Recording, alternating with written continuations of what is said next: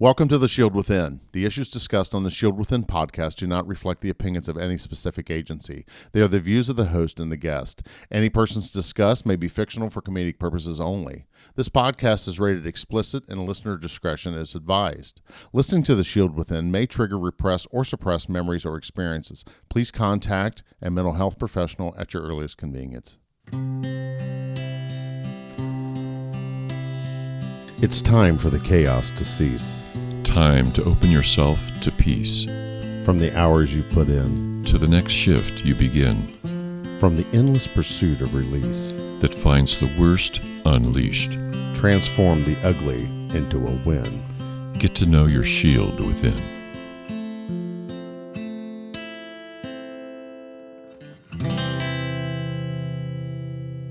All right, and we're back. And welcome to The Shield Within. Welcome, Mark. Boy, I tell you what, the first episode is just awesome. I've had like 101 questions for you now, Dan. I know I was pretty quiet through the first episode because purposely, because I really kind of want to hear your story. So a lot of things that was kind of keying off of throughout that is some things I'd like to be a little more chatty here in the second episode. Awesome. So who we got today with us? We have Captain Dan Willis, formerly San Diego, correct? La Mesa, just east of San Diego. Oh, I'm sorry. My apologies. But right. La Mesa, is that what it is? Correct. Correct. Yeah. All right. So you are the author of Bulletproof Spirit. I don't know why the hell I had San Diego along to my head. Me. Oh, David did that. Dag on it, David. But anyway, great book. I downloaded it on Audible like a year or so ago and enjoyed cover to cover. Now, what I really liked was in the front, the forewords, which I thought were just awesome. Mm-hmm. But we were talking about in the last episode, kind of bring everybody up to speed. We talked about, Dan, you gave a very large number of people that were, the EMDR been around for a long time, 30 years, correct? Correct, yes. And that how many police chiefs have not heard of EMDR? And I can tell you here locally, we've had several that's like, what the hell's that? And have going through it. And still today, when I talk to colleagues, we don't hear anyone talking about EMDR. Now, I'm sure you're familiar with the stellate ganglion block. No, I'm not. Oh, now we get something to talk about. Awesome. So before we jump into this really deep, let's go ahead and do a little bit of work here real quick. So if you're on Facebook, and we know you are, you go to Facebook / Shield Within. Please give us a like. So we're trying to get our likes up to at least 1,000 this year. We're almost there. If you're web savvy and you want to go out to see the website, we can go to www.shieldwithin. If you're in need, you can hit that coaching button, or you can go to lessonslearnedcoaching.com and you can work with Dr. David himself. All right, Dr. David, you're up. Thank you, Dan, for an awesome first episode. That was really, really good. And everything you said resonated and confirms everything we've been saying for 3 years. I appreciate all of that, man. Great content. It's my pleasure. Great conversation. Well, I want to jump into a little bit more specific in your book. There's just this beautifully organized section in the book that I think you call the 9 warning signs. And I thought, yes, if you could talk a little bit about them, this is going to sound really familiar to a lot of the folks that listen in, because this is all stuff we've talked tons about. But the way you organized it and clarified it, I thought was really helpful. So could you go into some of that for folks? Certainly. So these are warning signs, should be really significant red flags to let you know something's not right within. Mm-hmm. And you don't have to have all or even a significant number of these warning signs to have post-traumatic stress. I mean, you just have a couple of them and have it pretty severe. Mm-hmm. Your life's going to be upside down. You're going to have all kinds of problems. So these are the 9 most significant signs that trauma's been built up over time, mm-hmm, and it's really significantly affecting your life. The first and most important, and the first thing that tends to go, is sleep. Yes.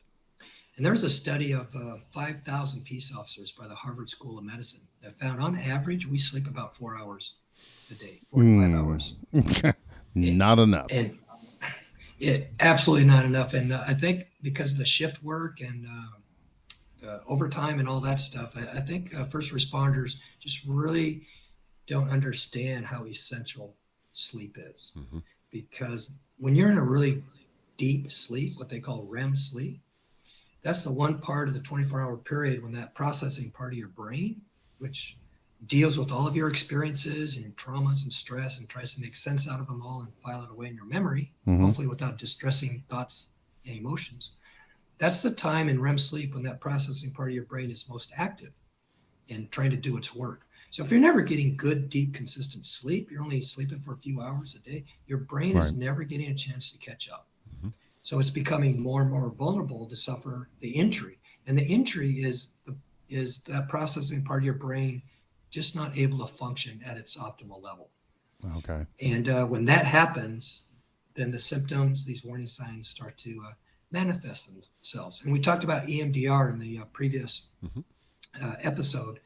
That with EMDR, they try to replicate REM sleep while Right. you're awake, Right. Mm-hmm.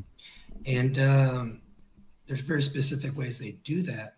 But it's a way to reboot your brain, just like a regular computer when it's not working right, Right. and or it starts slowing down and doing weird stuff. You turn it off and wait a little bit, and you turn it back on. It kind of recalibrates itself, reboots, and now it's working fine. That's how EMDR works with your brain. It's a way to reboot your brain so it can do what it was created to do, to deal with these things and file them away without all the distress.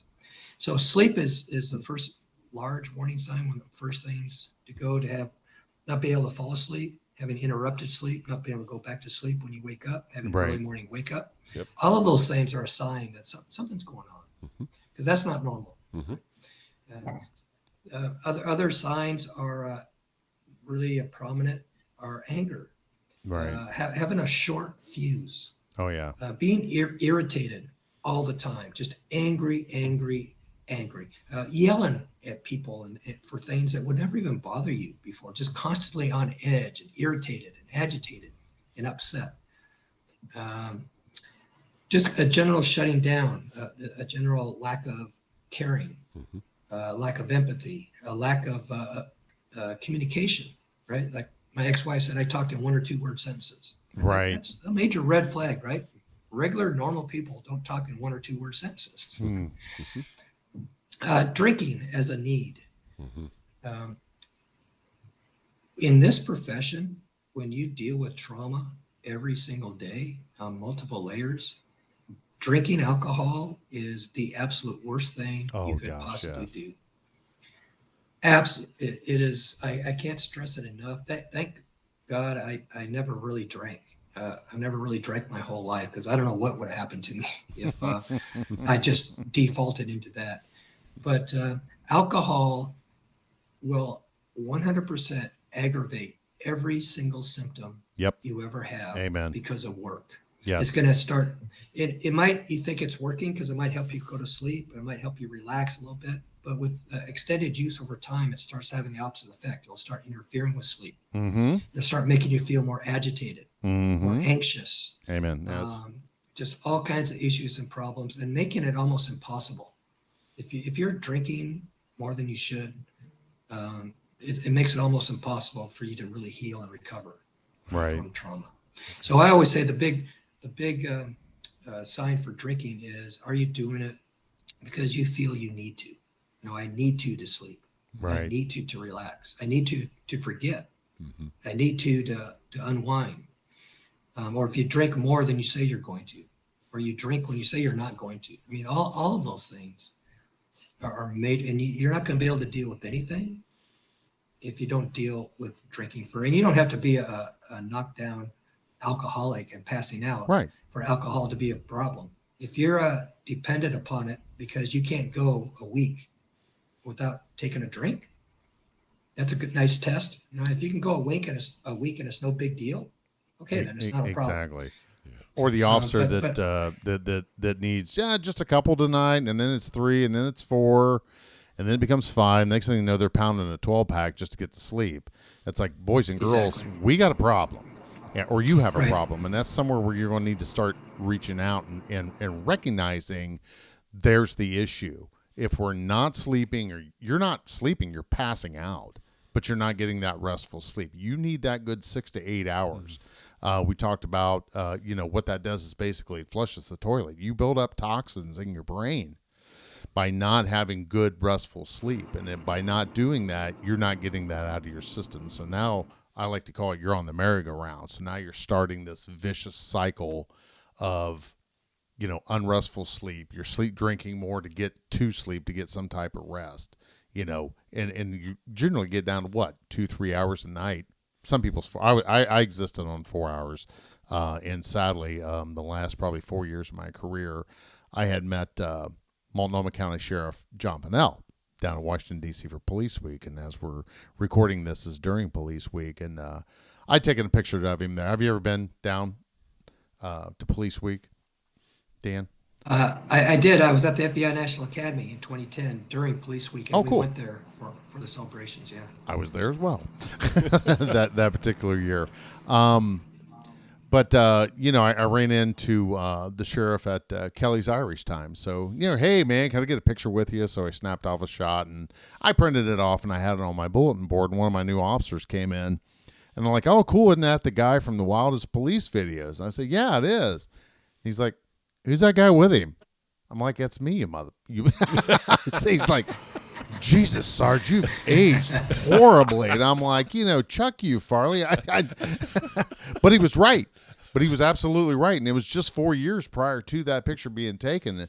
And what a toll that a lack of sleep and working that shift had taken on me. And it aged me horribly. And I'm like, good God. I really don't look like the same person anymore. And it was all because of a lack of, you're just constantly in that treadmill. Go ahead, Right. Dr. David. Keep going on the warning signs, sir. If you've got to have them all in your head, you hit on one that I really liked a lot, which is isolation.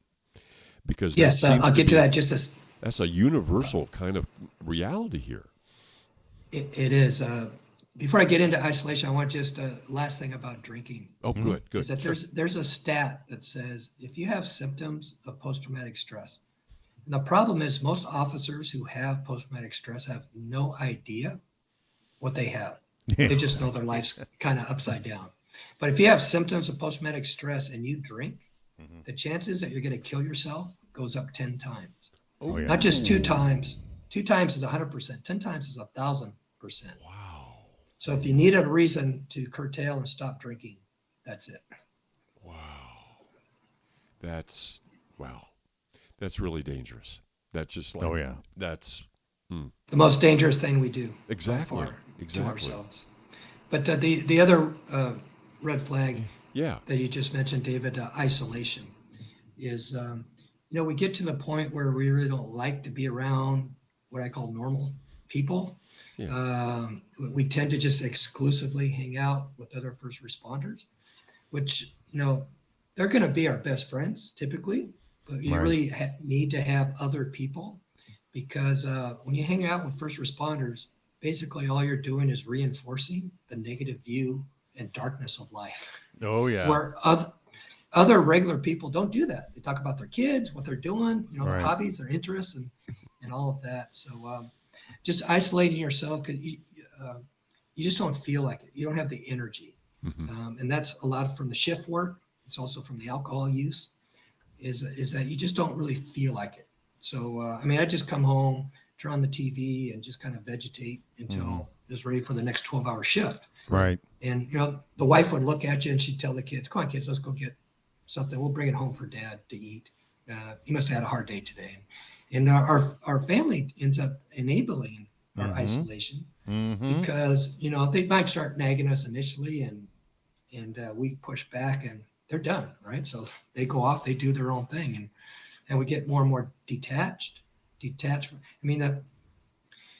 Relationships are really the foundation for a meaningful and fulfilling life. Right. So when you become detached from people, from relationships, from your friends, isolated, uninvolved, disinterested, that's going to have major implications just on the quality of your life, but how you deal with stress and trauma, because we need people to be our support, Absolutely.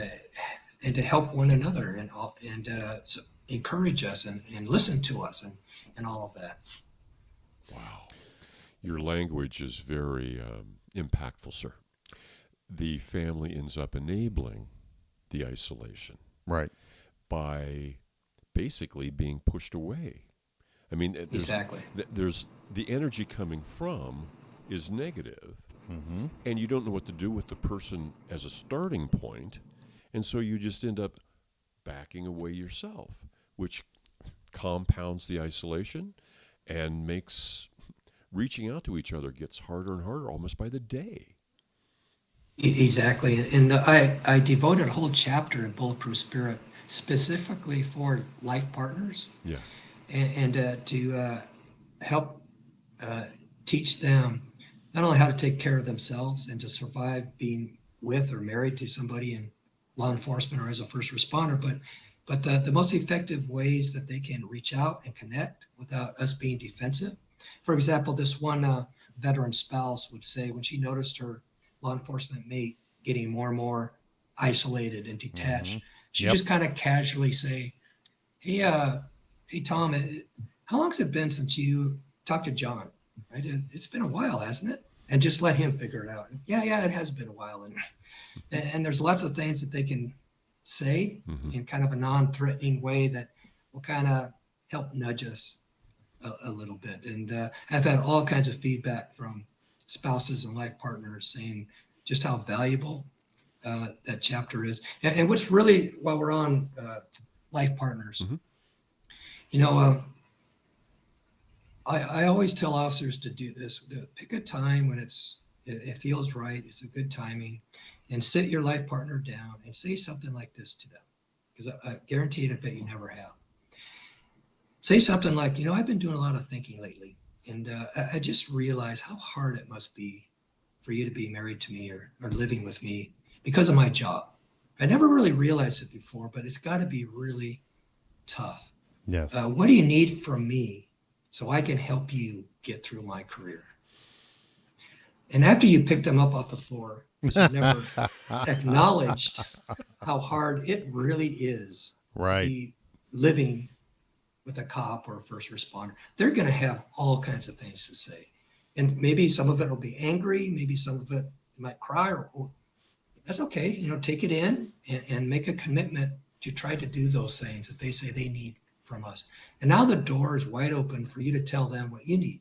You can say, hey, when I Exactly. come home and I said I had a really bad day, I'm not going to tell you the details or Mm-hmm. anything, but this is what you can do to help me get back to normal. This and this and this. Mm-hmm. And they'll do it. The problem is they don't know what to do. And when we come home Right. and they say, hi, honey, how's your day? How are you? I'm fine. Okay, No. which translated means, I'm yeah, fine. Yeah. that means shut up, right? Yes, I don't want to exactly. talk. Leave me alone. So what do they do when we say I'm fine and kind of go away? They tend to take it personal. Like, what Yeah. did I do? You're Yeah. always in a mood, right? I never know when it's a good time to. I can't even greet you at the door. Exactly. And so you've got to have that conversation so you can help each other get through this really unique profession. And it's not inevitable you're going to be divorced because you're a cop, right? Or married to someone who's in law enforcement or a first responder. It Right. can be a great, great marriage, a great relationship. Mm-hmm. You just have to work on it a little bit more, Mm-hmm. maybe than most, and be focused on the good. Don't spend your limited time together complaining about how you don't ever have time together, right? Focus on the positive Right. and the time that you do have. I remember those 9 years I was a detective. I was on call out every day for those 9 years. Mm-hmm. And I can't tell you how many times I'd be out with the family on the beach or whatever. Right. You get the call, pack up everybody, say, when are you coming home? I don't know. And it might be 20 hours, who knows? But I would always make it a point when I got home, as the first night, the first chance I had, I would take them out on a special thing to make up for it. Yeah. Yeah. Dan, did where we're talking about the isolationism, and generally, I kind of see that as a stepping stone up to the kind of the divorce side of it. How many guys you've seen that's been married, divorced 4 or 5 times, being in this job. When I first got on full time, I did 30 years total, An old sergeant said, "Son, don't go home and tell your wife, what you see here at work, and because they won't be able to understand it." I always thought that was the absolute worst advice ever, because it began that isolation, that separatism, and what I've told my officers at the end of my career, they might not understand the gore or whatever the heck you're going through, but they understand you, and they understand that you may be hurting right now. Do you think that's a pretty fair statement? Absolutely, Mark. We don't, or I really believe our spouses don't want to know the details, Right. but they have an absolute right to know whether we're okay or not when we come home at the end of the day, Yes. right? Or end of the night. And so often we don't even give them that. So, I mean, you can say, Yeah. I worked a pretty bad child molest, Yeah. right? They don't need to know it was a 6-month-old that was being sodomized and everything else. But I had a bad child molest case. And I'm just kind of processing that. Okay, okay. So now they know you're not 100%. Yeah, or And you're not mad at them. exactly. And they can kind of kick in and help support, hopefully, because you said, this is what I need to get back to normal when I say I've had a kind of a distressing day. Yes, exactly. And I've seeing officers now that are still on the job that are kind of, I can just kind of see them, just isolating themselves. They aren't the happy person they used to be, and I'm just trying to encourage them, bro. You really need to get into some therapy. This is a job. What are you going to do in 5 years when you're ready to retire? Because a lot of guys now are hanging on in that drop money right now, and they're like, "Oh, I got 5 more years." I'm like, really? Is the money going to be worth it? Because the Right. stress that you're putting yourself through right now, because some of these guys are just running wrecking balls right through their personal lives. It's like, why are we staying in this? Why are we doing this? And I had a guy tell me that he's like, "Bro, don't stay for the money. If it's just for the money, there's plenty of other jobs out there. You need to stay because you love doing this." And one thing from the other episode you talked about was keeping yourself that happy, empathetic, and involved person, because of what I really loved about that you're talking about. We didn't start in the job, hating the boss, hating people, and I thought, wow, that's really such a great term. How did we get here? And I think we got here. It's just like eating an elephant. How do you eat an elephant? You eat it one bite at a time. And I think that's that one bite every day of that negativity that we didn't flush out of our system. It's that one bite, or that extra 20 minutes we didn't sleep, or, I want to go play golf with the guys in the morning, so I'm a midnight dude, so I'm going to sleep pattern, borrow from Peter to pay Paul. Now the next night I'm more tired. It's just not having that good self-care. And what are some suggestions to get people back on that path that you would have for our listeners, Dan? Couple things. One thing, Mark and David, is for officers to really remember that every call matters. Like, over the course of your career, and how you choose to handle it is Nice. going to add up. It's all going to add up cumulatively. So this just isn't another crazy person, another stupid, ridiculous call. I've been to this house now for the third time. Mm-hmm. How I choose to handle this and respond to it is going to affect my overall well-being. It's going to add to all the other calls throughout my entire career. Nice. I think that's really essential to keep that in mind. And hand in hand with that is, again, what we talked about in the first episode, is purposely trying to do as much good as you can in that moment, in a meaningful and compassionate way. And when I talk about compassion, I always want to make sure officers don't misunderstand. Like, I'm not insinuating maybe we shouldn't arrest people. There's nothing I love more than hunting people and put them in jail where they can't rape, rob, and kill Oh, everybody amen. else. Yes. But I was arresting people as a captain. Good for you. There's a lot more to this job than arresting people. Right. Right. It's alleviating suffering and solving problems and helping people who are either too stupid or too drunk or too drug crazed or too mentally ill are just not capable of helping themselves. Right. But that's what we do. We protect life. Doesn't matter who the person is. We do whatever we can in the moment to be a positive influence, to do some good, and maybe change a life around. Maybe that's an arrest. Maybe it's just spending extra time talking to somebody and listening to them. Oh, and that is so true. I'm glad you said that, because a lot of people, they just want to be heard. They want to have that peace of mind. They don't want some officer showing up that's pissed off and just wants to yeah, and then just shut them down and go on to the next call.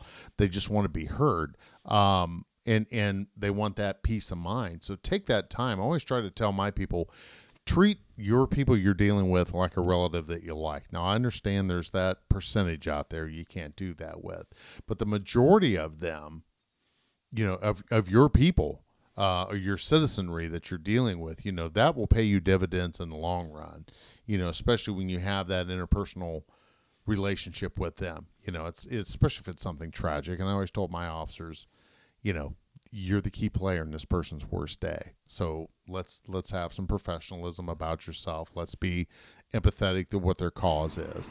I mean, the frequent flyers, we all deal with them, but even at the same time, I found myself getting a little snippy with them every once in a while. But at the end of the day, still, that's kind of a big deal to them. But I always try to tell them, hey, let's try and limit this a little bit, or have some personal responsibility. Exactly. And I always love saying that compassion is the DNA of service, because it empowers the good that can be done. Yes. Right. And compassion is just having that heart-centered service. Again, that's that spiritual element of serving and helping and being useful. Probably the most basic human need other than love is to be useful. Yes. And Well cops said. have the opportunity to be useful every single day, every call for service. And, it's not always going to be received. It's always going to be cussing you out when they leave. Okay. But maybe the next contact, it won't be like that. Maybe it will. Okay. Right. But the next one, it doesn't mean you stop. Right. It doesn't mean you stop doing what you can in that. That's the practice of mindfulness in that moment.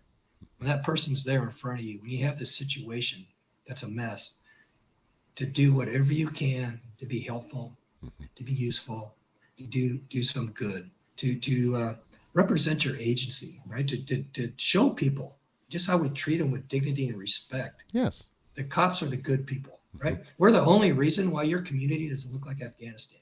Exactly. It's because of us. That's it.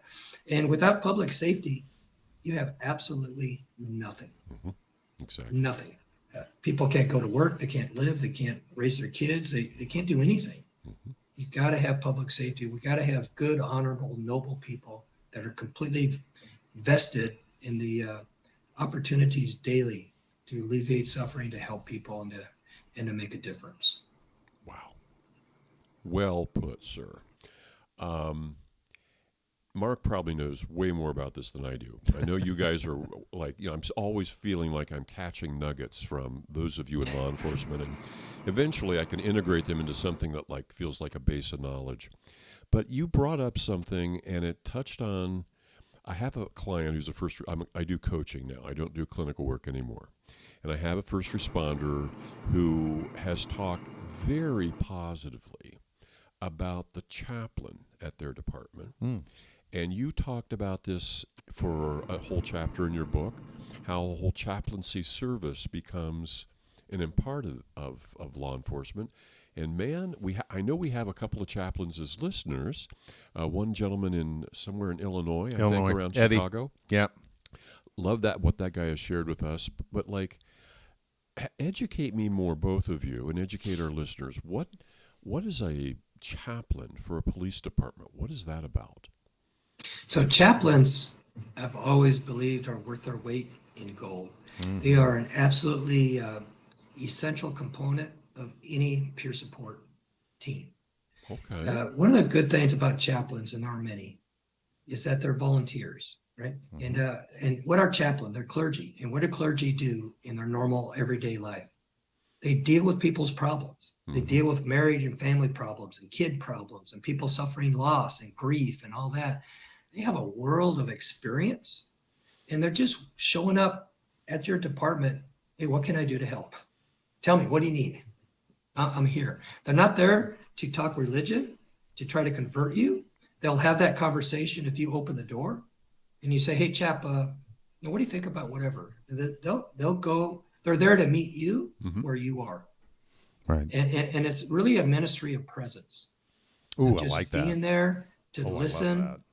to connect with you, to offer support, to just offer that type of confidential, because legally they're like talking to a therapist. Right. It's 100% legally confidential. Right. Confiding in a chaplain. A chief can't call in the chaplain and say, "Hey, I know that you rode with so and so last night. Did he talk about a shooting?" Hey, that's illegal. You can't do that. And if you have an officer or a dispatcher, when I say officer, I mean dispatchers as well, Yes. because they have similar rates of suicide, similar rates of post-traumatic stress, and they're often forgotten. But if you have a dispatcher or an officer who really wants that spiritual support, and your agency doesn't offer that, where are they going to go? Are they going to go to the bar or whatever? And there's been a lot of research that says officers are far more likely to go in-house, to talk to a peer, to talk to a peer support person, talk to a chaplain, than they ever are to go to a professional. So if you don't have that option in-house, again, what are they going to do? Wow. So it's not a standard thing. Not every department has a chaplain. No, they don't. But every department should have a chaplain. Every yes. department should have a peer support team, and part of a peer support team should be a chaplain. Wow. So, and not every clergy can be a chaplain. I think the majority of them. Keep talking, Dan. The vast majority of clergy are not going to be a good fit. They don't understand the police role. Right. They're not going to get accepted.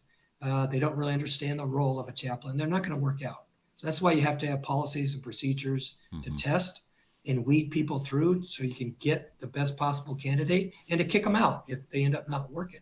right. Sure. But if you get one of those rare gems that really fits in with the culture of the department, and eventually over time, because it's going to take time, to be accepted by the officers, the good that they do is really tremendous.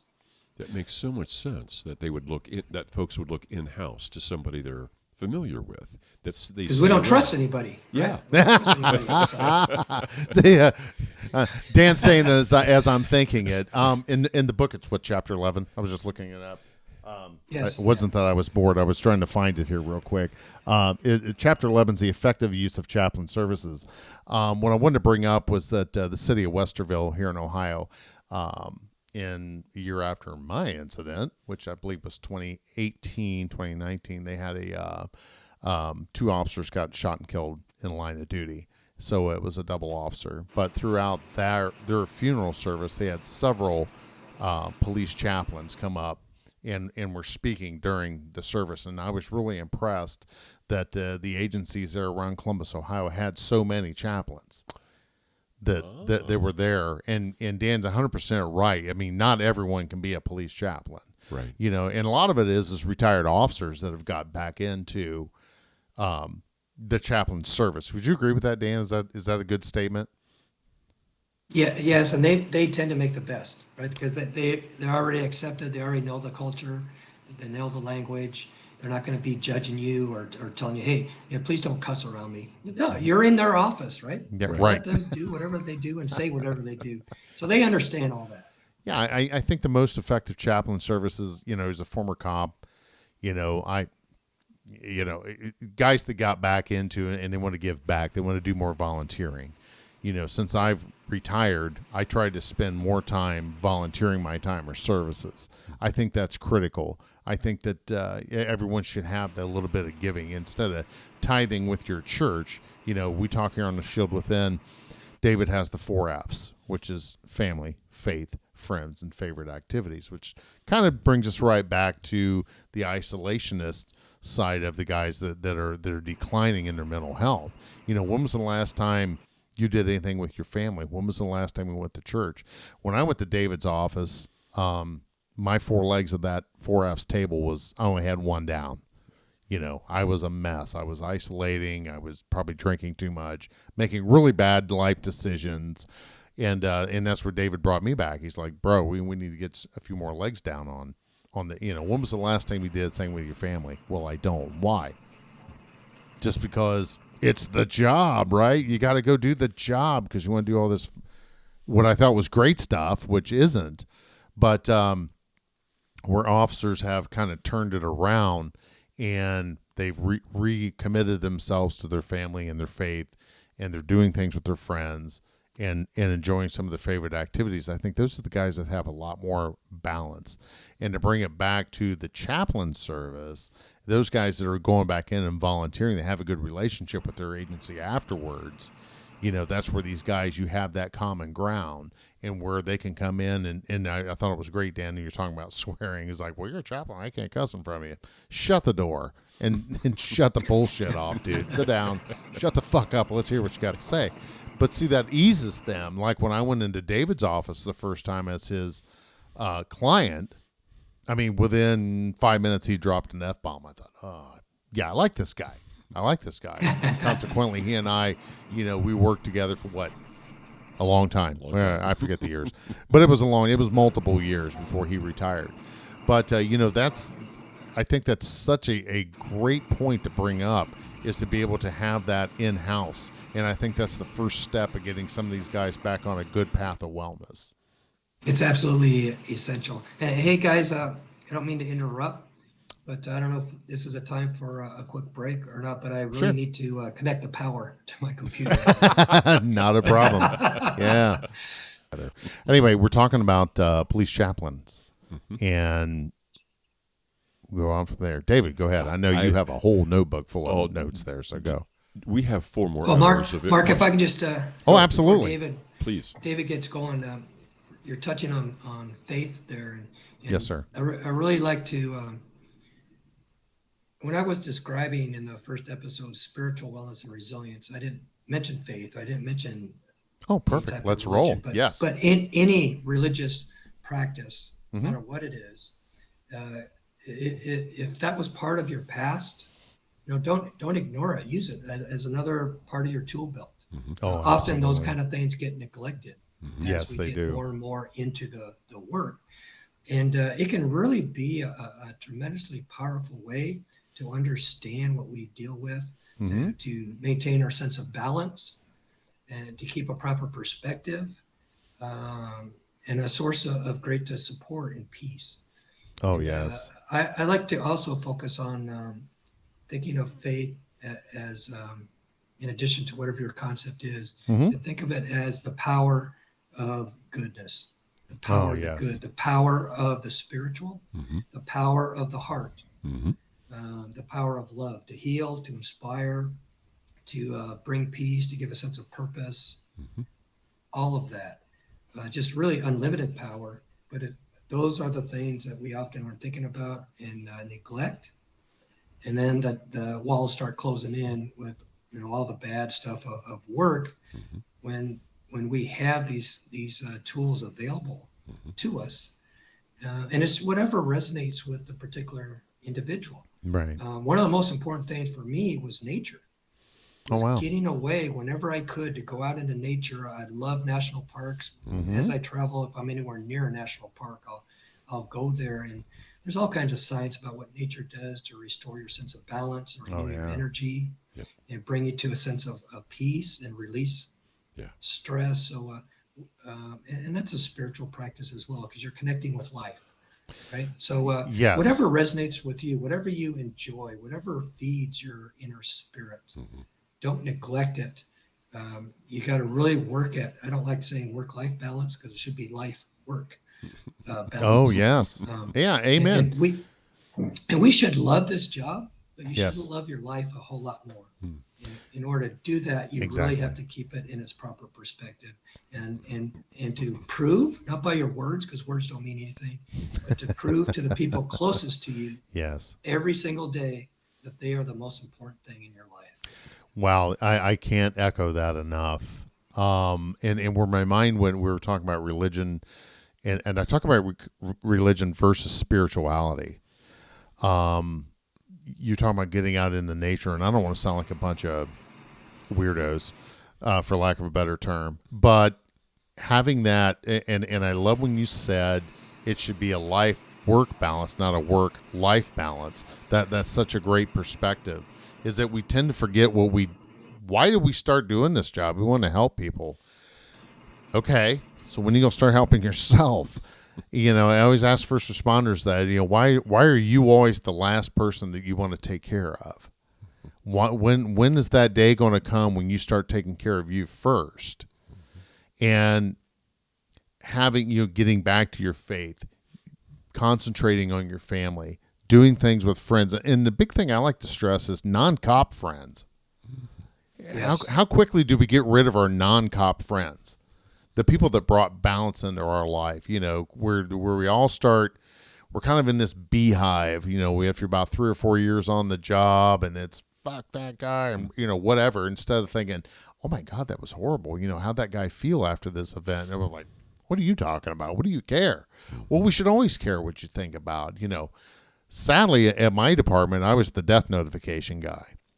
And at the time when it was happening, I didn't think it was that big of a deal, but boy, that really loaded on my psyche, being there, being the worst player in these, or being the big player in these people's worst day, and that really, it took us some work on that, didn't we, Dr. David? Oh, yeah. We did a lot of EMDR work on that. So, and when we talk about, having that balance, going to church when you can, and one of our co-hosts has just really recommitted himself back to God and really got involved in his church. I'm really, really proud of him, and he's really kind of seeing how that's enlightening himself, and how he spent all these years. He just recently retired as well, doing what I did, which is isolating and going to work and working all the overtime. And you talked about, in the earlier episodes, like, oh, I got 4 more hours. Woohoo! It's like, yeah, it's great to be able to do that when you're fresh, but that's taking away from other things. Right. Keeping that. I really love the way you said that life work balance. It should be life first. Mm-hmm. Right. Another thing I want to talk. Exactly. Go ahead, Dan. I'm sorry. And we can't ignore what gives life if you expect life to be fulfilling and meaningful to you. Oh yes. Right. Yeah. For me, there is so much power in connecting with something greater than yourself. It feeds the connectability to other people and other parts of your life. If you're opening yourself up to that kind of connection, other connections, which might appear to be a little smaller in nature, become more possible. Mm-hmm. If I can talk to God, maybe I can talk to my wife, maybe I can talk to my son, maybe I can talk to my daughter. That becomes contagious. You want to then. If you're really connecting with something bigger than yourself, then you're plugging into a resource it's infinite, and it can help you with every part of your life. Oh man. And another thing I end up saying in my daily prayer, and I've been sharing it with some of my clients, is, in my job, and to me and in yours as well, all of us who live a life of service. I remember kind of going through this enlightenment myself that at some point I don't go to work for my clients. I need to get into the headset that I dance the dance in front of me. Mm-hmm. And that might be my wife, and that might be my pet, and that might be my neighbor, and that might be the lady cashing me out at the grocery store. But service is 24/7, 365. Yeah. It doesn't stop. It's a lifestyle. It becomes a way of life. And when you start connecting with something bigger than yourself, I think that becomes easier to become aware of. That's my sense of it. And I can't agree more, David. And I think with a lot of people, when they hear God, they kind of have a recoil response, and others that may have been brought up in a religion, wherever it might be, might not really have a concept or can't really relate to or understand. Okay, what is God? And I like to just kind of bring it down to think of it as the infinite, all-powerful creative force for good and the spirit and will to love. Love it. And if you are connecting with that, Yes, with whatever that means to you, yes, you're going to have a lot of inherent abilities to cope with a lot of distressing, discomforting things. Yes. exactly.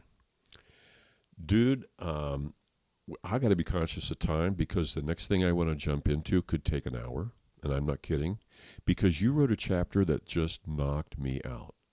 I had to read it twice because I could not get into my head that somewhere there's a peer support group. And you talk about it like, well, yeah, this is something that would be really good.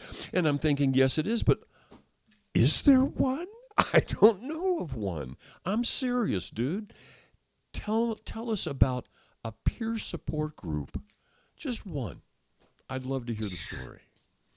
Well, for my agency, we were the first in San Diego County out of the 18 agencies to have a peer support team. We started back in 1995. And Oh, out in wow. California, there's a lot of agencies. I would say definitely the majority of them have peer support. The problem is most police agencies have less than 5 people, right? You just might have a couple officers, but in those cases, you can form a regional peer support team with all of the smaller agencies, and maybe even include fire Yeah. as well. Yeah. But as we said earlier, research says we're much more likely to go to a peer than to go Right. to a professional. Exactly. So the chapter in Bulletproof Spirit lays out, if you have a peer support team, how to make it more effective, more trusted, have a team that is actually proactive and engaged, that people actually are using and are going to, and because they know it's confidential, they know it's helpful, they know it's useful. Right. And if you don't have one, it kind of lays out how to create an effective, trusted, confidential peer support team. And all peer support team are just colleagues, or brothers and sisters who care enough that they want to give back and be available to help their colleagues in either a personal or a professional crisis. And it could be a family member, Right. a wife who has cancer or something, and you're supporting the officer and the family. And peer support is not counselors, right? Peer supports, they're just colleagues, right? They're Right. fellow officers, and they're not there to diagnose you. They're not there to tell you what's wrong with you or what you need to do. They're there to uniquely understand, because nobody understands what it's like to be a cop or a firefighter or any first responder except a colleague. And to have someone who does uniquely understand, like no one else in the world, that you can listen to and not be judged, not be condemned or thought ill of, but somebody who will listen to you and maybe offer some words of support. Maybe if you ask for a referral, or maybe you say, hey, do you know about EMDR? You know, there's something out there that can make all these things you're telling me go away. And I really like, this is a really effective way to convince someone to try EMDR. Oh, yeah. It usually comes through peer support. And it's just like I said, there's something out there that can make all this stuff, help all this stuff go away. It's called EMDR. Just give it a chance. Go 3 times. And after the 3rd time, evaluate it. Is this doing any good? Is it worth continuing? Do I want to keep going? Just go 3 times. It won't make your symptoms worse. No, absolutely. Absolutely. And after the 3rd time, you're probably going to at least start to feel a little bit better, if maybe not, in some people, significantly better, just with a few sessions.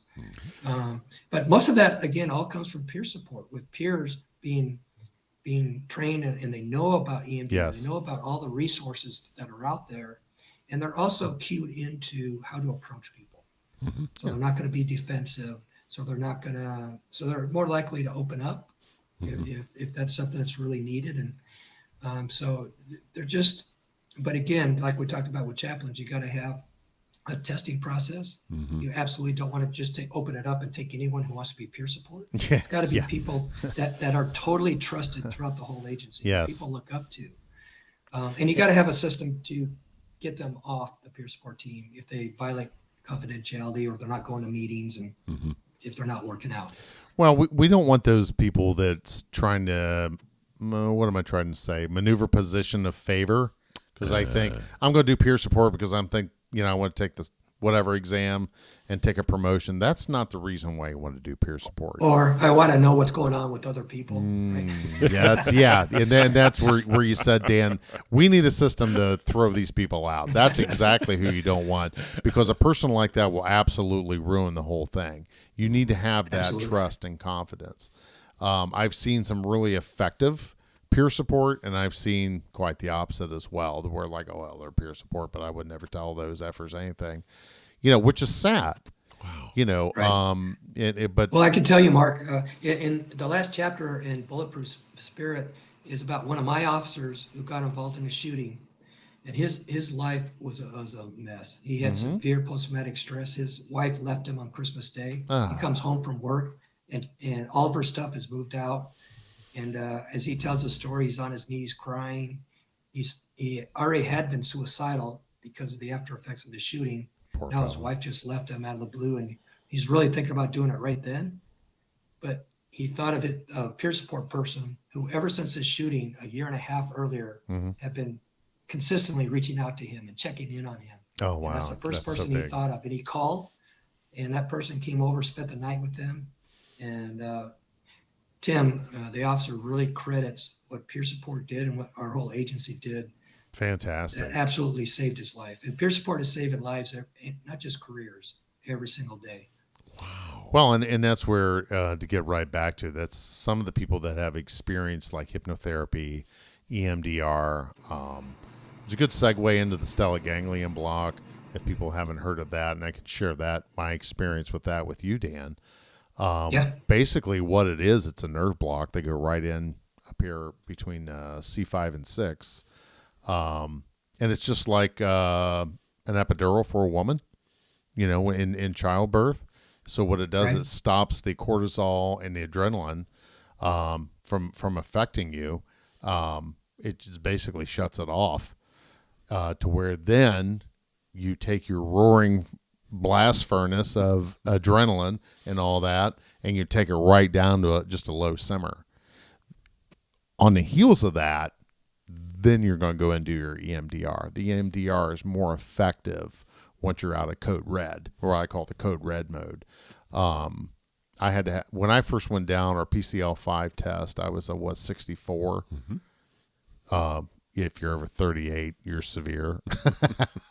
So we did the PCL5 test on the way down to get my procedure done. We did it in Fort Collins, Kentucky, through the Chip Terry Fund. I fell asleep on the way home. I mean, we didn't even get out of the parking lot. And I was out like a light. And then the next day I did EMDR, and it had a great effect, but I could feel it wearing off after about 5 days. So I kind of went right back up again. But then within 30 days, we had the second one done. And after the second shot or jab, we like to call it, I had a very intensive 2-hour session of EMDR. And that was effectively one of the most life-changing things I'd ever gone through. And as my wife will share and has shared on this show many times, that it absolutely saved our marriage. So it's something that's effective. If you got people, it's like, oh, I've done EMDR and it hasn't had any effect. Well, think about that. And there's other agencies or clinicians around the United States now that are doing the stellate ganglion block, but have that groundwork done prior to getting in there and doing it, and then getting your EMDR done. Back to it's kind of a hand in glove process. So it's very effective. Excellent. What else, sir? I think we're good. Are we? And I think we need to have Dan back at some point, because Dan, would you come back? I would love to come back, guys. Absolutely. Because the last thing on my list is a biggie, and it's the Bestow philosophy and the 15-day program. So I'm just going to leave that as a tease for Dan's book. Oh, yeah. Bulletproof Spirit is excellent cover to cover. And the 15-day program, for those of you as individuals and as a department really, is a really good foundation for starting self-care and organizing it so that you have kind of a specific goal for each day. And I found that to be very helpful. And having you back to jump into that would be a good time. We would love that. Love to do it. Dan, Thank where you, can we guys. get the book at? Amazon, and also because I hear from cops often, hey, I can't sit down and read a book. Especially if you got post-traumatic stress, you're not going to focus and concentrate. So there's just recently an audio version, so you can do a digital audio or the paperback just at Amazon. Awesome. Fantastic. Thank you so much, sir. It has Yes. been a pleasure for us to be with you, and you have added tremendous amounts of great content for us. You've been a great guest. It's been a pleasure every minute. If we could have you back at some point, we would very much like that. It's been my pleasure, guys. And if anyone wants to contact me directly, find out about training, they can go to firstresponderwellness.com. Sounds really good. Perfect. Donnie? Thank you, guys. Thank All you. right. Thank you, Dan. Appreciate it. Cue the music. May your days and nights find you strong and safe. May you take your place as your family's face. As you do the shit that we won't do. As you embrace the risk you must go through. May you grow in strength and heal and find your heart, your soul, and your mind. You look at your life and grin. You have a home, the shield within.